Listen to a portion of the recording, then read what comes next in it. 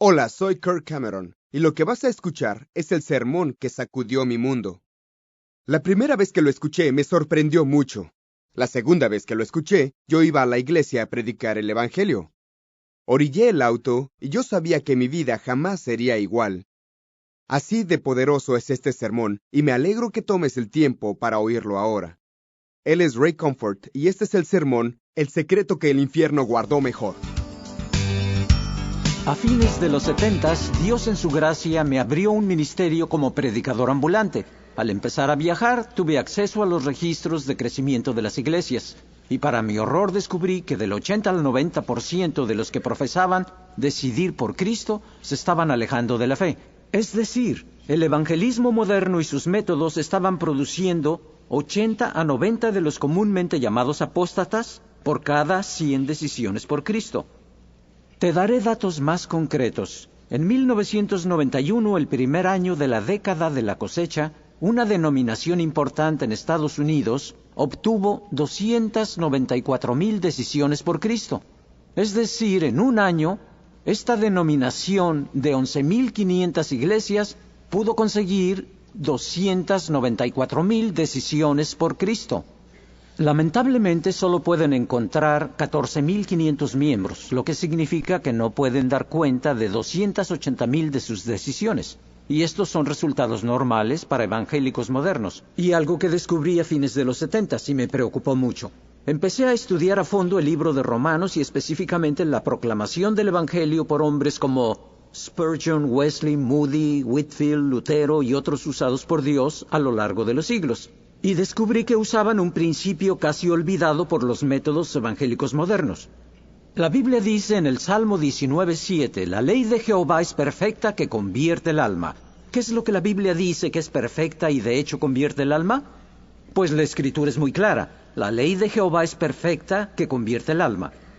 Para ilustrar la función de la ley de Dios, veamos por un momento la ley civil. Imagina que yo te dijera, te tengo una buena noticia. Alguien acaba de pagar una multa tuya por $25,000 por exceso de velocidad. Tal vez contestarías, ¿de qué estás hablando? Esa no es buena noticia, no tiene sentido. Nadie me ha multado por $25,000 por exceso de velocidad. Mis buenas noticias no serían buenas para ti. Parecería necedad, te parecería ofensivo porque estoy insinuando que has violado la ley cuando tú no crees haberlo hecho. Dicho de esta manera tendría más sentido. En camino a esta reunión, el radar registró tu velocidad en 100 kilómetros por hora en una zona dedicada a una convención de niños ciegos. Había 10 señalamientos claros de que la velocidad máxima era 25 kilómetros por hora, pero tú pasaste de frente a 100 kilómetros por hora. Hiciste algo peligroso. La multa es de $25,000. La ley estaba a punto de tomar su curso cuando un desconocido intervino y pagó tu multa. Eres muy afortunado. ¿Ves que al decirte primero precisamente lo que has hecho mal, la buena noticia tendrá sentido? Si no te muestro clara y convincentemente que has violado la ley, la buena noticia parecerá necedad y ofensa. Pero cuando has entendido que has violado la ley, esa buena noticia se volverá buena de verdad. Igualmente, si me acerco al pecador impenitente y digo, Jesucristo murió en la cruz por tus pecados, para él será una necedad y una ofensa. Es necedad porque no tendrá sentido. La Biblia dice que la predicación de la cruz es locura para los que perecen. Y es ofensivo porque estoy insinuando que es pecador cuando él no cree serlo. Él considera que hay muchas personas peores que él. Pero si tomo el tiempo para seguir los pasos de Jesús, podría tener más sentido. Pero si tomo el tiempo para abrir la ley divina, los 10 mandamientos, y le muestro al pecador lo que ha hecho mal, que ha ofendido a Dios violando su ley, queda convicto por la ley como transgresor, como dice Santiago. Y la buena noticia de la multa pagada por él no será necedad ni será ofensivo. Será poder de Dios para salvación. Con esos conceptos en mente a manera de introducción, veamos ahora Romanos 3:19. Veremos algunas de las funciones de la ley de Dios para la humanidad. Romanos 3:19.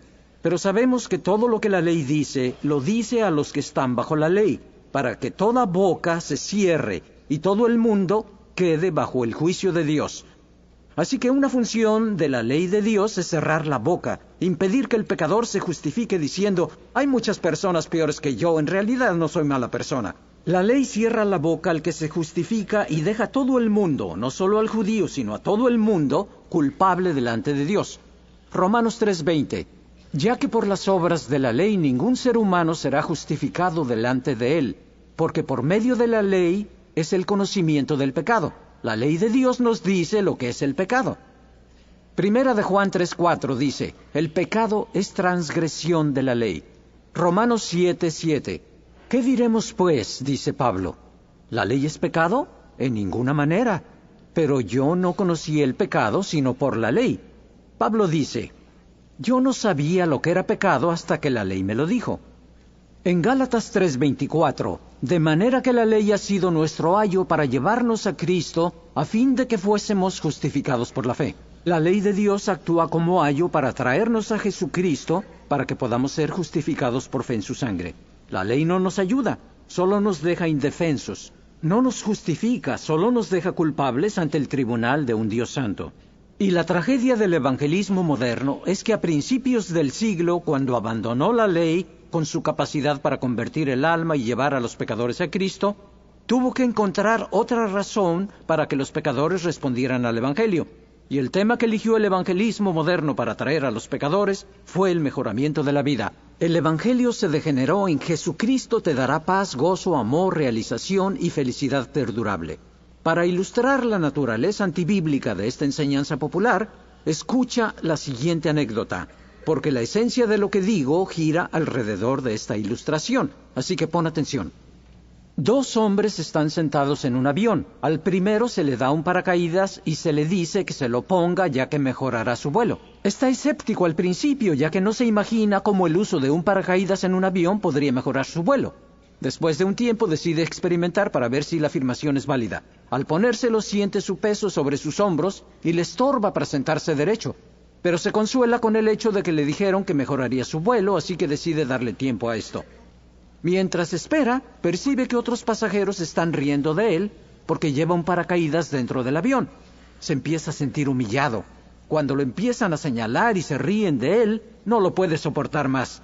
Desabrocha el paracaídas y lo arroja al suelo. Su corazón se llena de desilusión y amargura porque considera que le han mentido descaradamente. Al segundo hombre se le da un paracaídas y se le dice que se lo ponga porque en cualquier momento tendrá que saltar del avión a 10,000 metros de altura. Agradecido se pone el paracaídas y no siente su peso sobre sus hombros ni le molesta para sentarse derecho. Su mente está absorta pensando lo que pasaría si saltara sin ese paracaídas. Analicemos la motivación y el resultado de la experiencia de cada pasajero. La motivación del primero al ponerse el paracaídas era mejorar su vuelo. El resultado fue que se sintió humillado por los pasajeros, estaba desilusionado y algo amargado contra los que le dieron el paracaídas. Por lo que a él toca pasará mucho tiempo antes de que alguien le vuelva a poner una de esas cosas en la espalda. El segundo hombre se puso el paracaídas solo para escapar del salto que le esperaba. Y sabiendo lo que le pasaría si saltaba sin él, tiene un profundo gozo y paz en su corazón al saber que está a salvo de una muerte segura. Este conocimiento le da la capacidad para resistir las burlas de los pasajeros. Su actitud hacia quienes le dieron el paracaídas es de profunda gratitud. Escucha lo que dice el Evangelio moderno. Ponte al Señor Jesucristo, Él te dará amor, gozo, paz, realización y felicidad perdurable. O sea, Jesús mejorará tu vuelo. El pecador responde y de manera experimental se pone al Salvador para ver si las promesas son ciertas. ¿Y qué recibe? La tentación, tribulación y persecución prometidas. Los otros pasajeros se burlan de él. ¿Qué hace entonces? Se despoja de Jesucristo, está ofendido por causa de la palabra, está desilusionado y algo amargado, y con justa razón. Se le prometió paz, gozo, amor, realización y felicidad perdurable, y lo que obtuvo fueron pruebas y humillación. Su amargura se dirige contra los que le dieron las llamadas buenas noticias. Su postrer estado es peor que el primero, otro apóstata, inoculado y amargado. En lugar de predicar que Jesús mejora el vuelo, debemos advertir a los pasajeros que deben saltar del avión, que está establecido para el hombre que muera una vez y después el juicio. Y cuando un pecador entiende las consecuencias de violar la ley de Dios, abrazará al Salvador para escapar de la ira venidera. Y si somos testigos fieles y verdaderos, eso predicaremos. Que viene la ira, que Dios ordena que todos los hombres en todo lugar se arrepientan. ¿Por qué? Porque Él estableció un día en el que juzgará al mundo con justicia. No se trata de felicidad, sino de justicia. No importa que un pecador esté muy feliz, que esté disfrutando de los placeres temporales del pecado. Sin la justicia de Cristo, perecerá en el día de la ira. Las riquezas para nada aprovechan en el día de la ira, pero la justicia libra de la muerte. Paz y gozo son frutos legítimos de la salvación, pero no es legítimo usar estos frutos como cebo para la salvación. Si lo seguimos haciendo, los pecadores responderán con motivaciones impuras y sin arrepentimiento. ¿Recuerdas por qué el segundo pasajero tenía gozo y paz en su corazón? Porque sabía que el paracaídas lo iba a salvar de una muerte segura. Y como creyente tengo, como dice Pablo, gozo y paz en el creer, porque sé que la justicia de Cristo me librará de la ira venidera. Recordando eso, analicemos el incidente a bordo del avión. Tenemos a una sobrecargo recién contratada. Lleva una charola de café hirviendo. Es su primer día y quiere impresionar a los pasajeros. Y vaya que lo hace, porque al caminar por el pasillo tropieza con el pie de alguien y derrama ese café hirviendo en las piernas de nuestro segundo pasajero. Y como reacción ante ese líquido hirviendo en su tierna piel, dirá: ¡Uy! ¡Eso duele! Claro, siente el dolor, pero luego se arranca el paracaídas, lo arroja al suelo diciendo: ¡ridículo paracaídas! No, ¿por qué hacer eso? No se puso el paracaídas para mejorar su vuelo, se lo puso para salvarlo del salto venidero. En todo caso, el incidente con el café caliente hace que se aferre más al paracaídas, e incluso anhele el salto.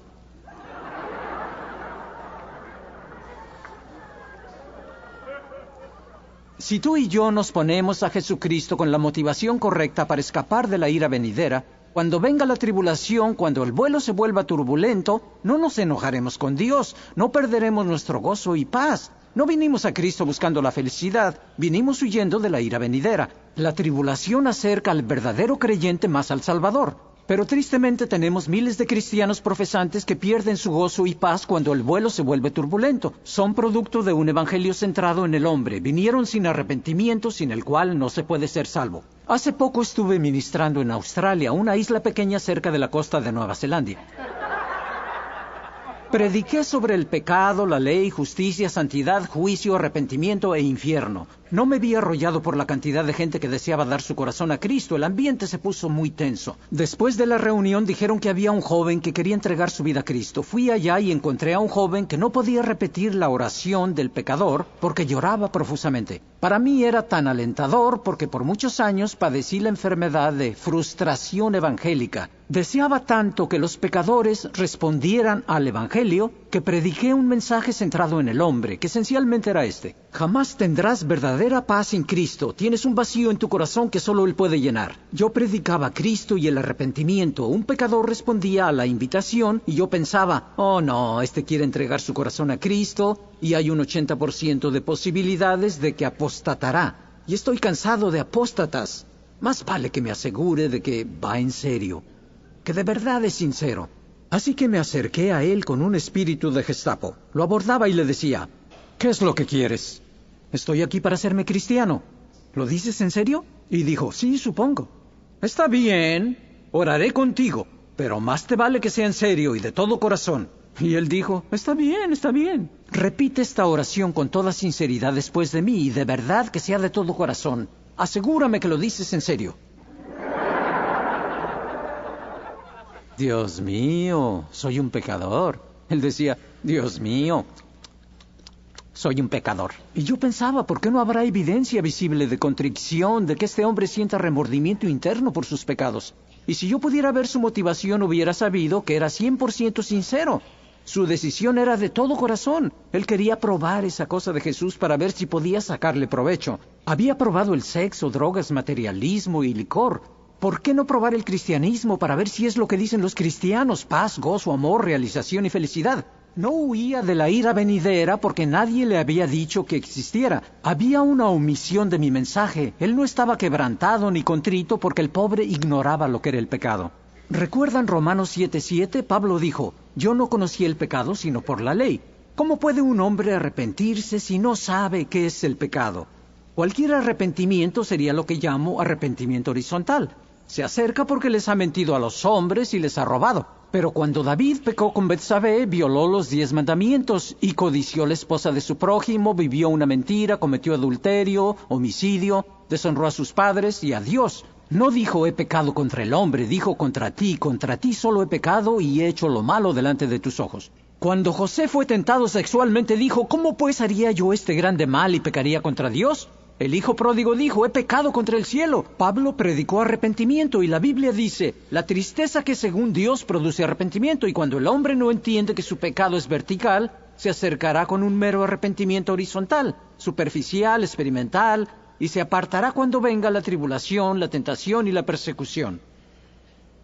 A.B. Earl dijo, he visto en mi larga experiencia que las más severas amenazas de la ley de Dios ocupan un lugar importante en el proceso de conducir a los hombres a Cristo. Tienen que verse a sí mismos como perdidos antes de clamar misericordia. No escaparán del peligro mientras no lo vean. Si intentas salvar a un hombre que se está ahogando cuando él no lo cree, no estará muy contento contigo. Lo ves nadando en el agua y piensas, se está ahogando. Te arrojas al agua, lo arrastras a la orilla sin decirle nada. No va a estar muy contento contigo. No deseará ser rescatado mientras no comprenda que está en peligro. No escaparán del peligro mientras no lo vean. Si vinieras a decirme, oye rey, este es un remedio para la enfermedad de la quejidosis. Vendí mi casa para juntar el dinero para conseguir este remedio y te lo estoy regalando. Yo tal vez reaccionaría así. ¿Qué? ¿Remedio para qué? ¿Quejidosis? ¿Vendiste tu casa para conseguir el dinero para este remedio? ¿Y me lo estás regalando? Gracias a Dios, este tipo está loco. Tal vez así reaccionaría. Si vendiste tu casa para tener dinero para un remedio para una enfermedad desconocida y me lo regalas, yo pensaría que eres muy raro. Pero si me dijeras, Rey, tienes quejidosis crónica, veo 10 síntomas concluyentes en tu piel, vas a estar muerto en 2 semanas.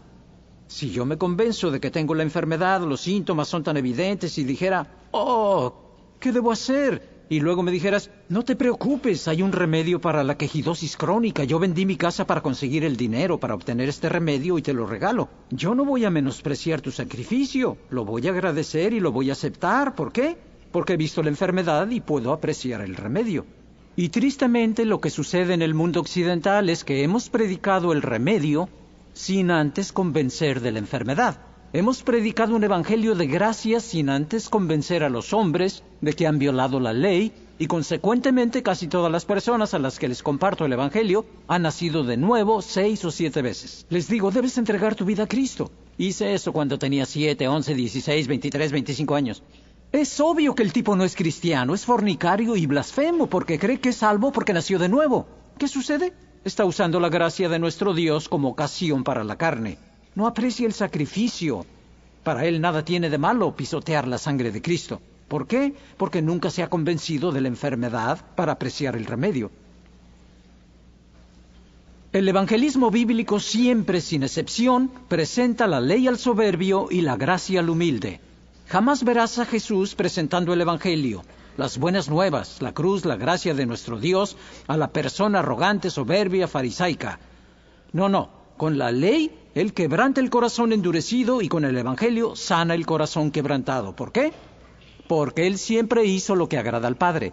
Dios resiste a los soberbios y da gracia a los humildes. La Escritura dice, abominaciones a Jehová todo altivo de corazón. Jesús dijo para quienes el evangelio dijo, el Espíritu del Señor está sobre mí por cuanto me ha ungido para dar buenas a los pobres, los quebrantados de corazón, los cautivos, los ciegos. Son declaraciones espirituales. Los pobres de espíritu, los quebrantados de corazón son los contritos.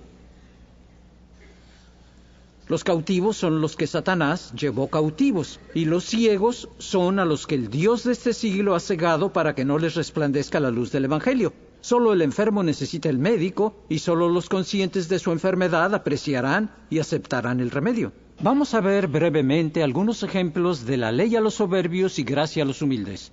En Lucas 10:25 vemos que cierto intérprete de la ley se paró y probó a Jesús. No era un profeta, sino un experto en la ley de Dios. Se paró y le dijo a Jesús, ¿qué debo hacer para heredar la vida eterna? ¿Qué hizo Jesús? Le dio la ley. ¿Por qué? Porque era arrogante, soberbio y farisaico.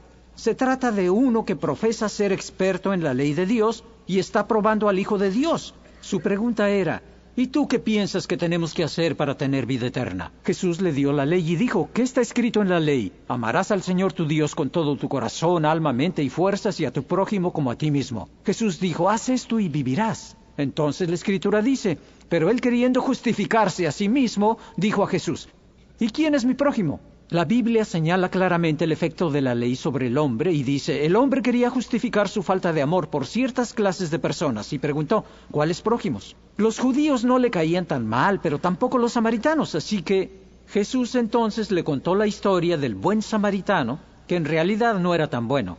Y amando a su prójimo como a sí mismo, solo obedeció los requisitos básicos de la ley de Dios. Y el efecto de la esencia de la ley, la espiritualidad de lo que la ley exige en verdad, le tapó la boca a ese hombre, porque en realidad no amaba a su prójimo tanto así. La ley fue dada para cerrar toda boca y dejar a todo el mundo culpable ante Dios. En Lucas 18:18, el joven rico vino a Jesús y preguntó, ¿qué haré para heredar la vida eterna? ¿Cómo reaccionaríamos si alguien se acercara a preguntar, ¿cómo puedo tener la vida eterna? Diríamos, antes de que cambies de opinión, repite esta oración. ¿Pero qué hizo Jesús con su potencial convertido? Le señaló la ley. Le dio 5 mandamientos horizontales que debía cumplir con sus semejantes. Y cuando el hombre contestó, los he guardado desde mi juventud, Jesús dijo, una cosa te falta, y usó la esencia del primero de los mandamientos. Yo soy el Señor tu Dios, no tendrás dioses ajenos delante de mí, para mostrarle que su Dios era su dinero, y no puede servir a Dios y al dinero. La ley para los soberbios. Luego vemos la gracia conferida al humilde en el caso de Nicodemo, un líder de los judíos y maestro en Israel. Estaba bien instruido en la ley de Dios. Era humilde porque vino a Jesús y reconoció la deidad del Hijo de Dios, un líder en Israel. Sabemos que veniste de Dios porque ningún hombre puede hacer estas señales si no está Dios con él. Jesús le dio a este humilde buscador de verdad las buenas nuevas de que la multa fue pagada por él. Porque de tal manera amó Dios al mundo que dio a su Hijo unigénito. Y no fue necedad de Nicodemo, sino poder de Dios para salvación. Igual en el caso de Natanael, un israelita criado bajo la ley, no solo de palabra. No había engaño en su corazón. Obviamente, la ley había sido su ayo para traer a este judío piadoso a Cristo. Igual con los judíos en el día de Pentecostés. Eran judíos devotos, piadosos, que por tanto comían, bebían y dormían con la ley de Dios. Matthew Henry, el comentarista bíblico, dijo que estaban juntos el día de Pentecostés para celebrar la entrega de la ley de Dios en el monte Sinaí. Y cuando Pedro se paró para predicarles a estos judíos, no predicó ira. La ley produce ira y sabían eso. No predicó justicia ni juicio. Solo les dio las buenas noticias de que la multa había sido pagada por ellos. Les remordió la conciencia y clamaron, varones, hermanos, ¿qué haremos? La ley era un ayo para llevarlos a Cristo para que pudieran ser justificados por fe en su sangre. Como dijo el himnólogo, por la Biblia miro que pequé y su ley divina quebranté. Mi alma entonces contempló por fe al Salvador. Primera de Timoteo 1:8 dice, pero sabemos que la ley es buena si uno la usa legítimamente con los fines para la que fue diseñada. La ley de Dios es buena si se usa legítimamente para lo que fue diseñada. ¿Para qué fue diseñada? Este versículo lo dice. La ley no fue dada para el justo, sino para los transgresores. Y los enumera.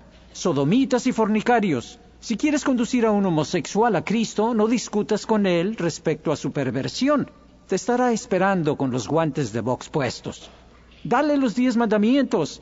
La ley fue hecha para los homosexuales. Muéstrale que está condenado, aparte de su perversión. Si quieres conducir a un judío a Cristo, aplícale el peso de la ley y que prepare su corazón para la gracia. Si quieres conducir a un musulmán a Cristo, dale la ley de Moisés y despójalos de su justicia propia para conducirlos al pie de la cruz ensangrentada. Aceptan a Moisés como profeta. Oí de un musulmán que leía nuestro libro, El secreto que el infierno guardó mejor, y Dios lo salvó con solo leer ese libro. ¿Por qué? Porque la ley de Jehová es perfecta. Recuerda a la mujer que cometía adulterio violando el 7º mandamiento. La ley pedía su sangre y se encontraba entre la espada y la pared.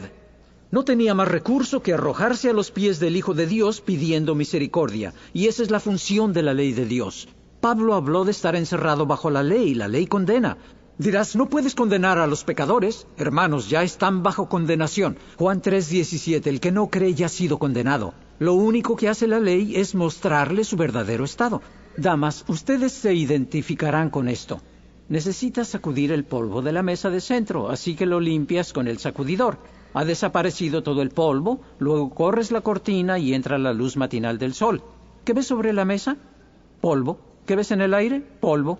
¿La luz creó ese polvo? No, la luz solo mostró el polvo. Y cuando corremos la cortina del lugar santísimo y dejamos entrar la luz de la ley de Dios para iluminar el corazón del pecador, lo único que sucede es que se aprecia como es. El mandamiento es lámpara y la ley es luz. Por eso Pablo dijo, por la ley es el conocimiento del pecado.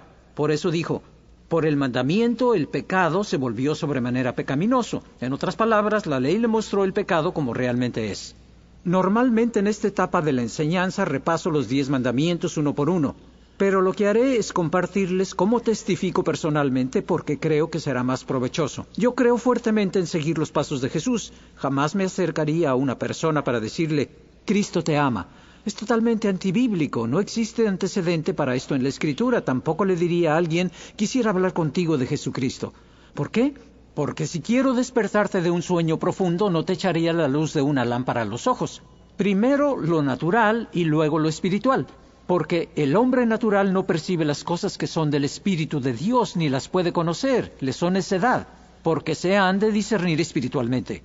En Juan 4 está el precedente bíblico para el testimonio personal, el ejemplo de Jesús con la mujer en el pozo. Comenzó con lo natural y viró hacia lo espiritual. Trajo convicción usando el 7º mandamiento y se reveló como el Mesías. Así que si encuentro a alguien, le hablo acerca del clima o de los deportes. Dejo que se sientan cómodos para conocernos. Una que otra broma y luego paso de lo natural a lo espiritual. Esto lo hago con folletos evangelísticos. Tenemos como 25 diferentes folletos. Somos un ministerio para el cuerpo de Cristo. Hemos imprimido millones de folletos y nuestros folletos son novedosos. Si los usas, necesitas tener muchos porque la gente te perseguirá para pedirte más. Un ejemplo. Este es nuestro folleto de ilusión óptica. ¿Cuál se ve más grande? Si alcanzas a ver esto. ¿El rosa se ve más grande? ¿Ven eso? Los que están escuchando el audio. Son iguales, es una ilusión óptica. Les digo, es un folleto evangelístico. Hay instrucciones al reverso. Luego digo, te lo regalo. Dicen, oye, muchas gracias, qué interesante. Vaya. Otro regalo para ti. Saco de mi bolsa una moneda grabada con los 10 mandamientos. Tenemos una máquina que hace eso. Compramos las monedas en el banco, nuevecitas, y las pasamos por la máquina que las prensa. Te lo hacemos en la uña si gustas. Pero les imprime los 10 mandamientos, es legal hacerlo, se considera un arte. Y les digo, toma este regalo. Preguntan, ¿qué? ¿Qué es eso? Les digo, es una moneda con los 10 mandamientos, los grabé con mis dientes. Con un diente hice la I, pero la E es más difícil. Estoy sondeando para ver si está abierto a las cosas espirituales. Si dice 10 mandamientos, gracias. No está abierto. Pero lo más frecuente es, ¿los 10 mandamientos? Gracias, se lo agradezco. Y le pregunto, ¿guardas los 10 mandamientos? En general, sí. Revisémoslos. ¿Alguna vez has mentido? Dice sí, 1 o 2 veces. Entonces, ¿qué eres? ¿Un pecador? Contesto, no. ¿Qué eres por el hecho de mentir? Yo no soy mentiroso. Entonces digo, oye, ¿cuántas mentiras tienes que contar para ser mentiroso? ¿10? ¿No es cierto que si cuentas una mentira eres mentiroso? Y él dice, sí, supongo que sí. ¿Alguna vez has robado? Y dice, no. Acabas de confesar que eres mentiroso. ¿Alguna vez has robado algo, aunque sea pequeño? Y dice, sí. Entonces, ¿qué eres? Y dice, un ladrón. Jesús dice, si miras a una mujer con codicia, cometes adulterio con ella en tu corazón. ¿Lo has hecho? Dice, sí, muchas veces. Reconoces que eres mentiroso, ladrón y adúltero de corazón y tendrás que enfrentar a Dios el día del juicio. Vimos 3 mandamientos y quedan 7. ¿Has usado el nombre de Dios en vano? Sí, pero trato de evitarlo. En lugar de usar una maldición para expresar tu sorpresa o disgusto, usas el nombre de Dios. Eso es blasfemia. La Biblia dice, de cada palabra ociosa que hable el hombre tendrá que dar cuentas el día del juicio. El Señor no tendrá por inocente al que usa su nombre en vano. La Biblia dice que si odias a alguien eres homicida. Lo maravilloso de la ley de Dios es que Él se dio el tiempo para escribirlo en nuestro corazón. Romanos 2:15. Mostrando la obra de la ley escrita en sus corazones, dando testimonio su conciencia. Conciencia significa con conocimiento. Ciencia, conocimiento, conciencia. Así que al mentir, codiciar, fornicar, blasfemar, cometer adulterio, lo hace con conocimiento de que es malo. Dios ha dado luz a todo hombre. El Espíritu Santo Lo redarguye de pecado, justicia y juicio. Pecado, que es transgresión de la ley; justicia, que viene por la ley; y juicio, que es según la ley. Su conciencia lo acusa. La obra de la ley está escrita en su corazón y la ley lo condena. Así que digo, si Dios te juzga de acuerdo a estas normas en el día del juicio, serás inocente o culpable. Me dice, culpable. Le digo, ¿crees que irás al cielo o al infierno? Y la respuesta suele ser, al cielo.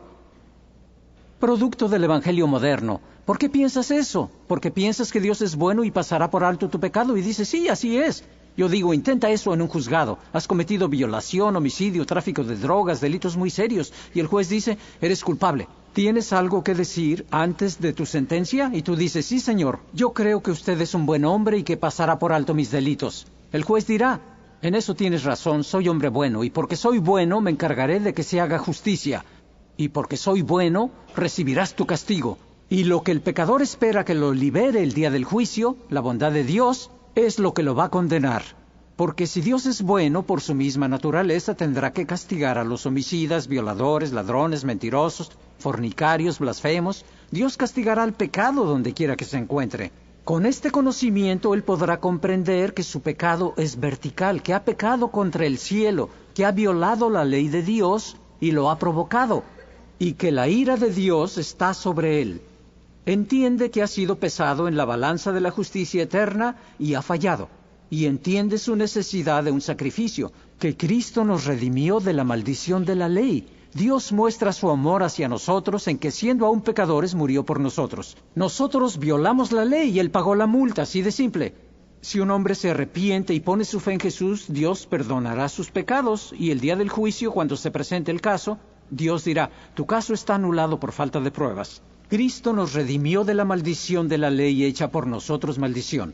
El pecador puede arrepentirse delante de Dios, creer en el Señor Jesucristo, poner su mano en el arado y no mirar atrás porque es apto para el reino.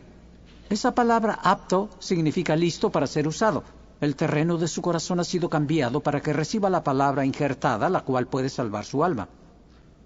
No tengo tiempo para compartir con ustedes estas citas, pero están en la literatura. Tal vez reconozcan sus nombres. John Wycliffe, el traductor de la Biblia, dijo, el más elevado servicio al que puede aspirar un hombre sobre la tierra es predicar la ley de Dios. ¿Por qué? Porque llevará al pecador a la fe en el Salvador, a la vida eterna. Martín Lutero dijo, el primer deber del predicador del Evangelio es declarar la ley de Dios y mostrar la naturaleza del pecado.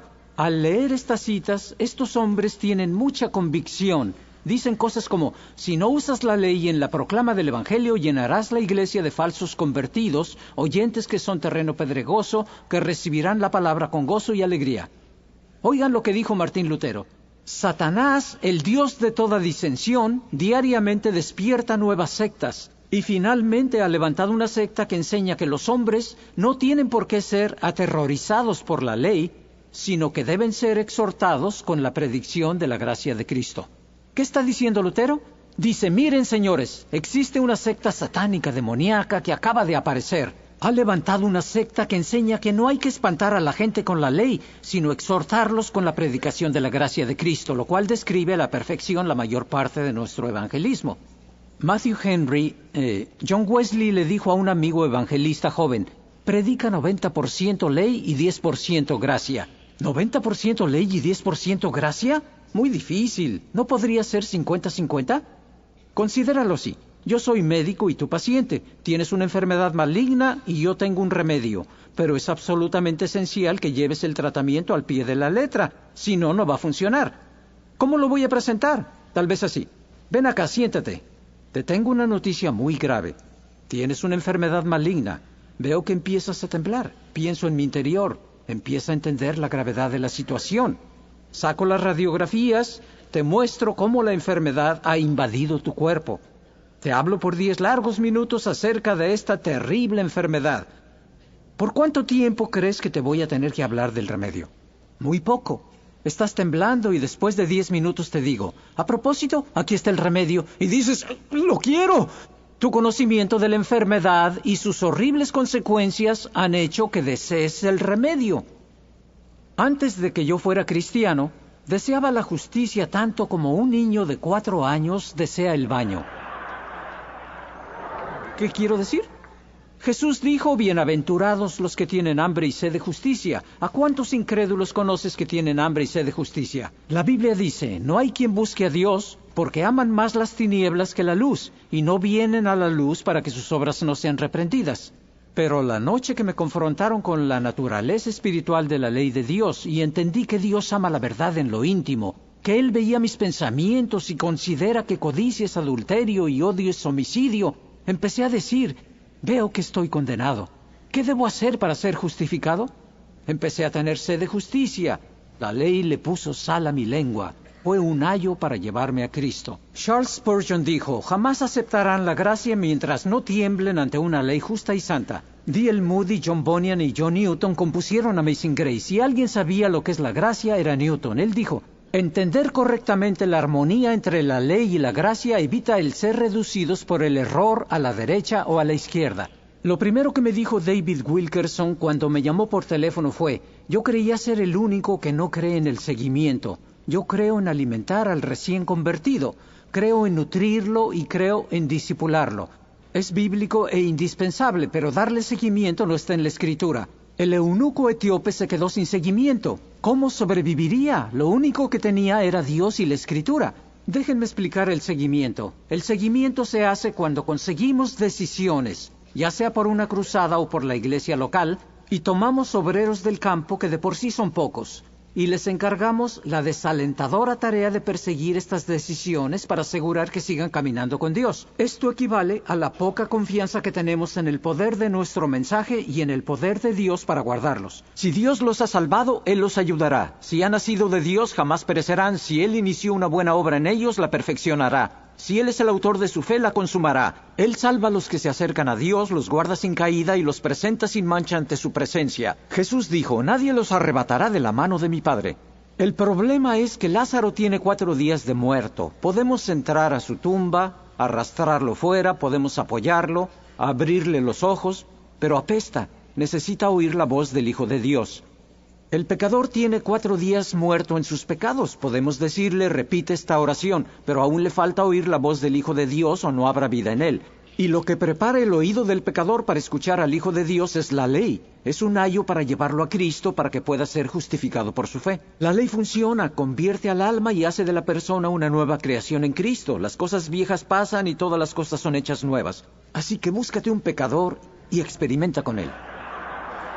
No me refiero a la predicación fogosa sobre el infierno. La predicación fogosa sobre el infierno producirá convertidos atemorizados. El uso de la ley de Dios producirá convertidos arrepentidos. Un hombre viene a Cristo porque quiere escapar de las llamas del infierno, pero en su corazón piensa que Dios es severo e injusto. Como no se ha usado la ley para mostrarle la naturaleza excesivamente pecaminosa de su pecado, no cree que el infierno sea justamente lo que merece. Por tanto, no entiende ni la misericordia ni la gracia y por eso no está agradecido con Dios por su misericordia. Y la gratitud es la principal motivación para el evangelismo. No habrá ningún celo evangelístico en el corazón del falso convertido. Pero otro hombre viene a Cristo sabiendo que ha pecado contra el cielo y que los ojos de Dios ven lo bueno y lo malo y Dios ha visto la oscuridad como si fuera la más pura luz, ha visto sus pensamientos. Si Dios en su santidad el día de la ira manifiesta todos los pecados secretos de su corazón, sus hechos en las tinieblas, todas las pruebas de su culpa, como una cosa inmunda, Dios lo lanzará al infierno y sería justo. Pero en lugar de justicia le da misericordia, le muestra su amor en que siendo aún pecador, Cristo murió por él.